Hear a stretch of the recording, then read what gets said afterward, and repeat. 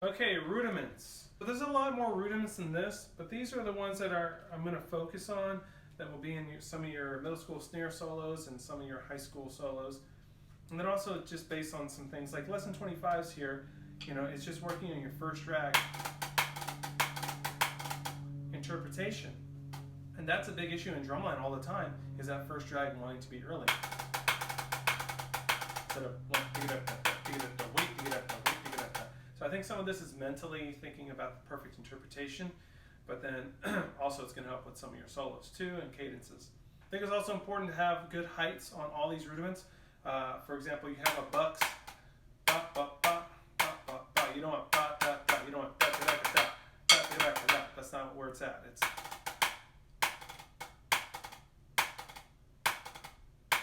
match that left drag. Here we go, lesson 25, 6 and 7s all in a row, same issues. 1, 2, 3, go.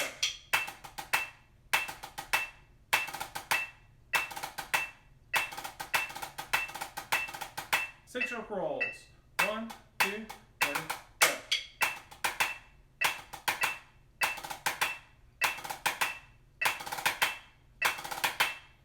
7-stroke rolls. 1, 2, 3, go.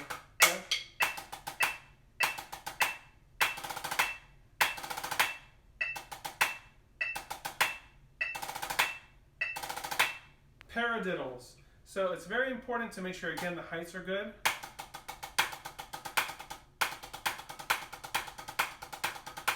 Also, on these low doubles, on the 6th notes, I'm going to push-pull.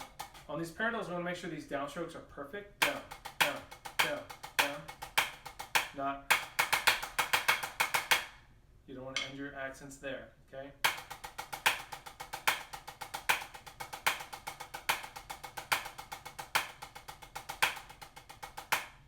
Okay, all right, here we go. Let's run through all these paradiddles. 1, 2, ready, go.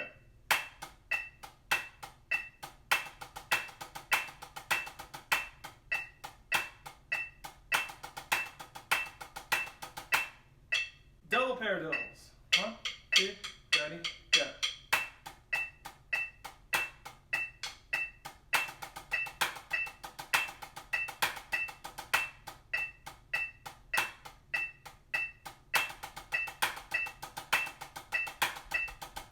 Single paradiddles, most common mistake is for these double lefts to be lifted.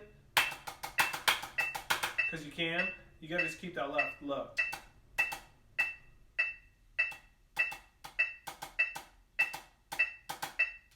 Okay, here we go. 1, single paradiddles. 1, 2, ready, go.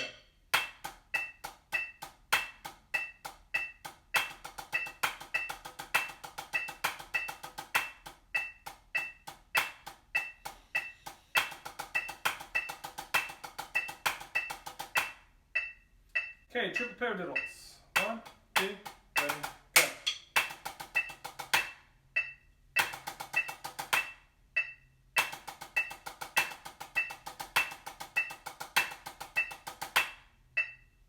Okay, paradiddle variations. So we're going to go from check to A, check to B, check to C, check to D. When you get more advanced, I want you to stroke out these drags with a push-pull. I would call these a pump drag. Pretty straightforward. The only advice I give you on D is practice just your accents and your drags. Get the idea of the drag moving to the accent. That will help you move along. Here we go. 1, 2, 3, go.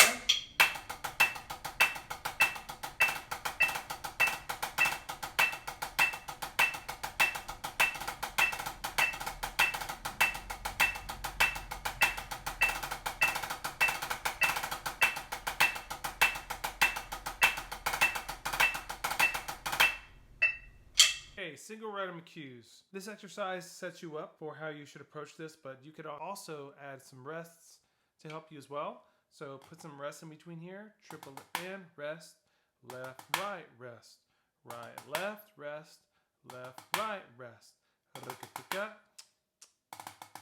Make sure these roughs come in just before the downbeat. A 1, a 2, okay? and that they're nice and low. So practice these low first and slow. No accents.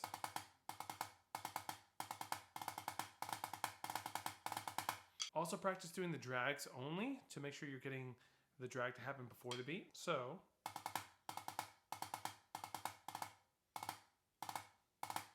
maybe just add the accents.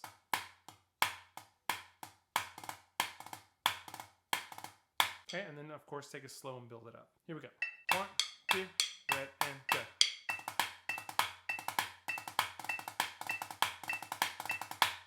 Okay, triplet stroke rolls. Again, this is a check A, check B, check C exercise. You need to make sure you have the right pressure to get these threes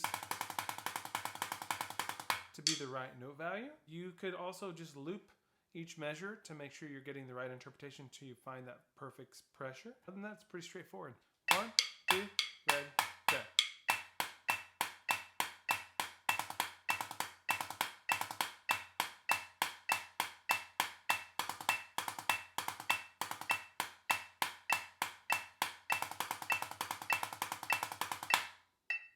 Triplet Transfer is working on your Paradiddles and Dudapas in a faster setting where it's going to be drag based. So the check is always just right hand flow, pretty simple. That right hand flow will not change on A. It's all about the timing of that first left. We should be thinking sextuplets here.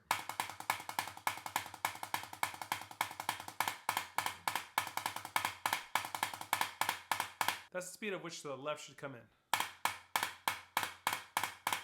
Okay, and then all you gotta do is throw a drag there.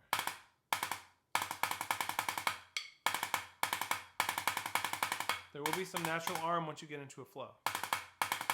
So I do think it's important to lift earlier.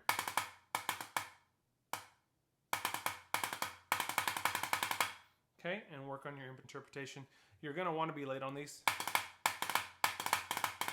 You gotta be early, you gotta think right away.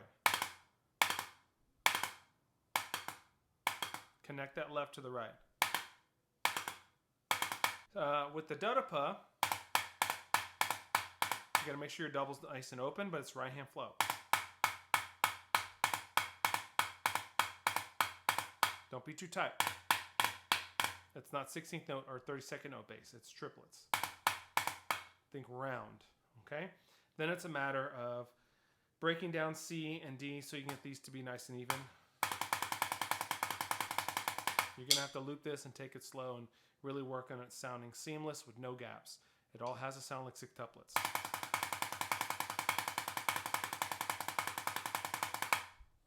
Okay, all right, here we go. 1, 2, ready, go.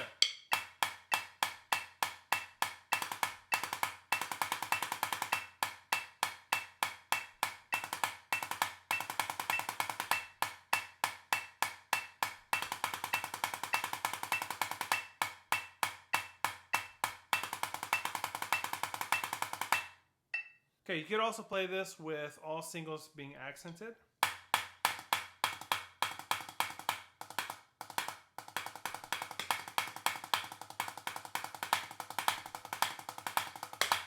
Okay, it requires a little bit more molar whip and 2 heights. Okay, Flam Spree. You want to make sure you have good heights here.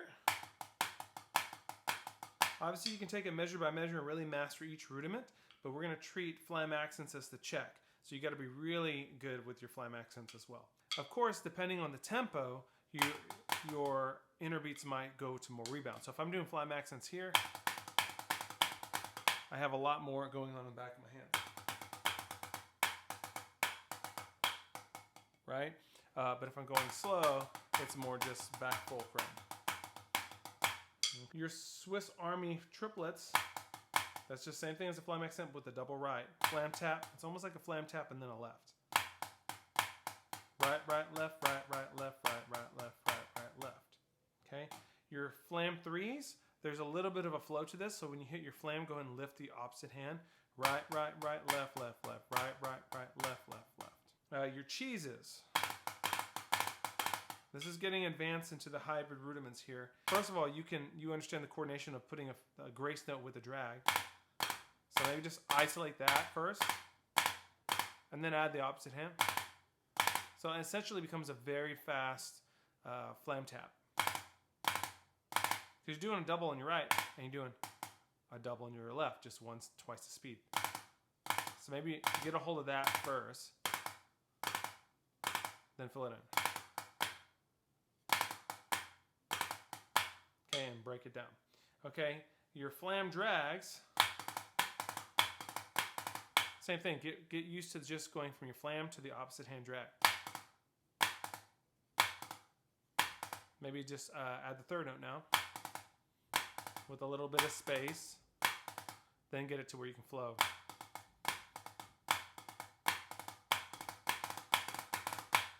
Okay, and your flam fives are a combination of each. Now when I'm doing a flam five, I'm thinking of it as one motion. Flam five, and just throwing them in there. But of course you got to get the coordination first. So again, break it down. Do your cheese first, then throw your drag, then the release. Make sure each hand can do that correctly first.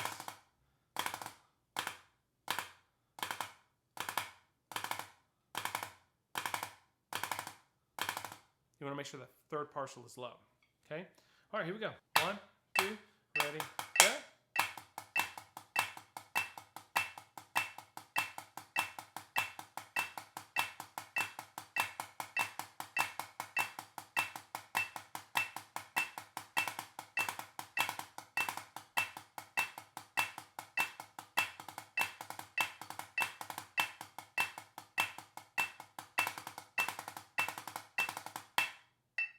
Okay, the grid. The grid has variations that you can throw into the 4/8 into the 8/8. All right, so make sure you're really good at this pattern first.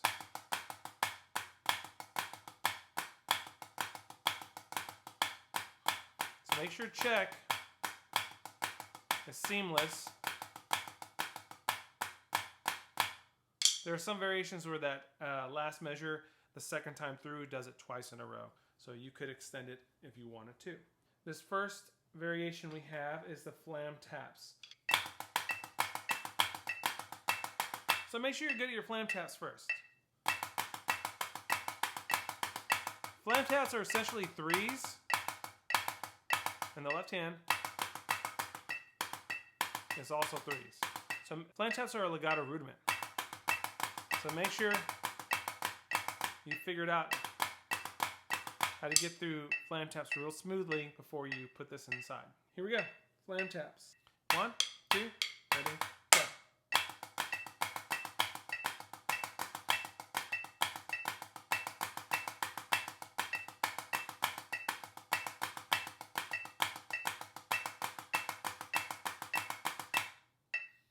Okay, flam paradiddles. Since a flam paradiddle will throw you off to the opposite hand after it's done, this will make you do the alternate stickings that you'll see underneath in measure 3 where it goes off to the left hand. Instead of measure 3 going back to the right hand, it's going to end up on the left, and you do that variation, then you're back to the right hand. Okay, on flam paradiddles, you got to make sure you downstroke, and then you're using your twitch muscles in the back. So yes, the downstroke is controlled, but everything else is very legato. So again, another legato rudiment. Here we go. Flam paradiddles. Flamadiddles.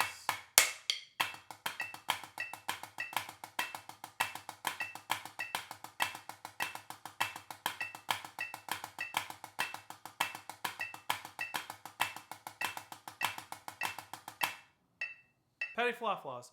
This also has a flowing 3 motion in the left hand, right? But the right hand actually has an inverted motion.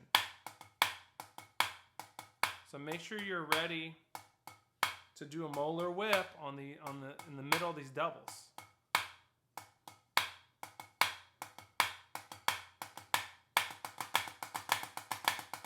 It's okay to get that whip involved. Okay, here we go. 1, 2, ready, go.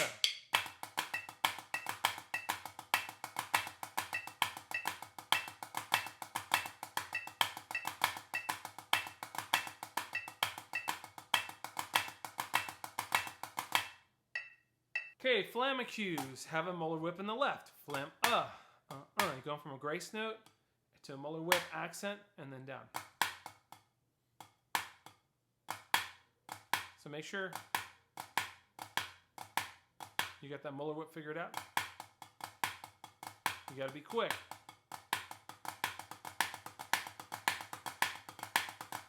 And your right hand's just staying here. Okay? 1, 2, Flamacue.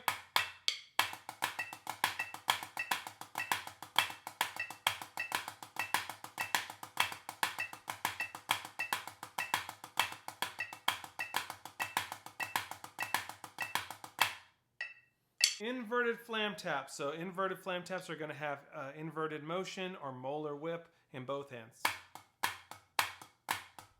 So if you take the flams out, right, left, left, right, left, left, all the little notes are dropping in there as you lift, drop, lift, drop. They're kind of accidents. And then get your grace notes added into that. And they have this whip motion in each hand. So this is going to be a little more intense. Inverted flam taps. 1, 2, ready, go.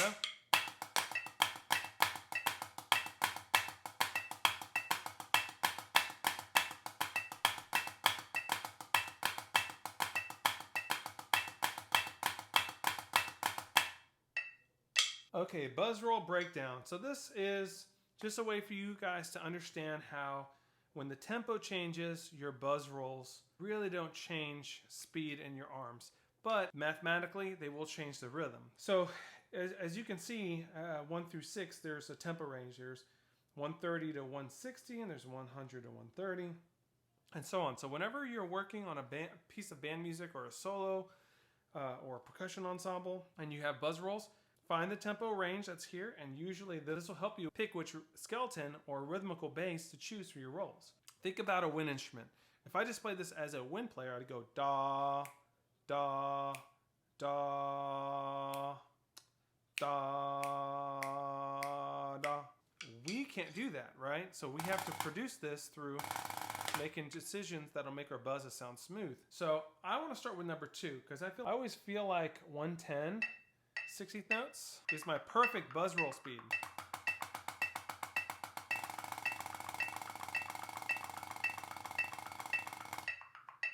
So that speed here is going to be a great buzz roll speed for any tempo. So even if I speed it up, if I just go with that same feel, that 110 feel, and then if I go super slow, if I just keep that same feel.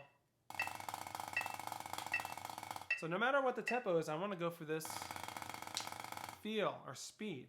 Just because you have a buzz roll doesn't mean you're doing 16th notes. That's what a lot of beginners do. They'll have something super slow, and so they'll go, oh, I have a roll. 1 and a 2 and a 3, and that's just way too slow. They should be thinking about that 110 feel, and that's the speed you should choose. Okay, so number 1, it says 130 to 160. Here is 130, and we chose triplets.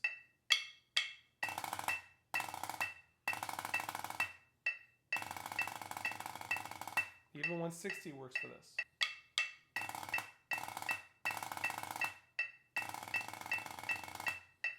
Okay, if I go to 130, I can also do 16th notes.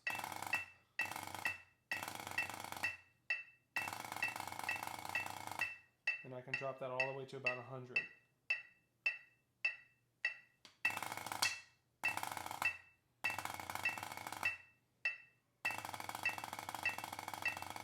But I could also do this with 5s.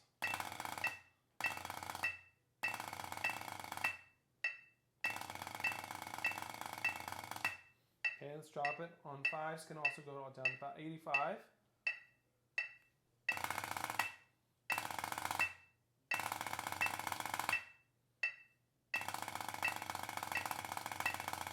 But at 85, I could also do 6-tuplet.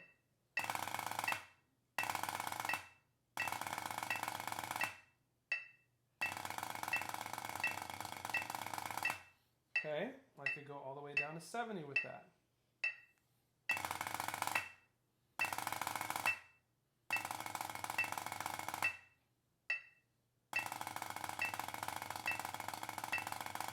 And then I can start doing 7s at 70.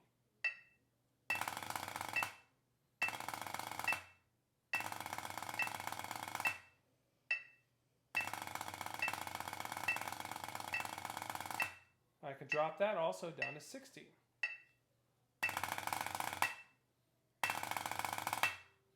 7, 7, stop. 7, right, left, right. I could do 8s with this, or 32nd note, check.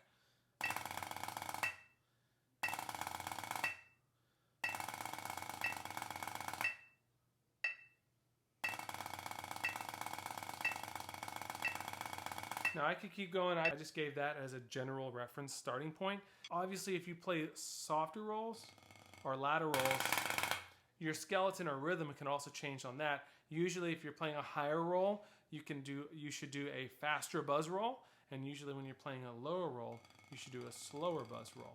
And you could also mix and meld them together if you're crescendoing as well, right? You can start slow and then speed up, right? So it really depends on the music, but this is a starting point to help you realize that not everything is 1 E and a 2 E and a, or playing a buzz way too fast. 1 E and a 2 E and a 3, like that's not going to work, right? So this is a good way to kind of show you that no matter what tempo, you should be going for that perfect 110 speed in your arms.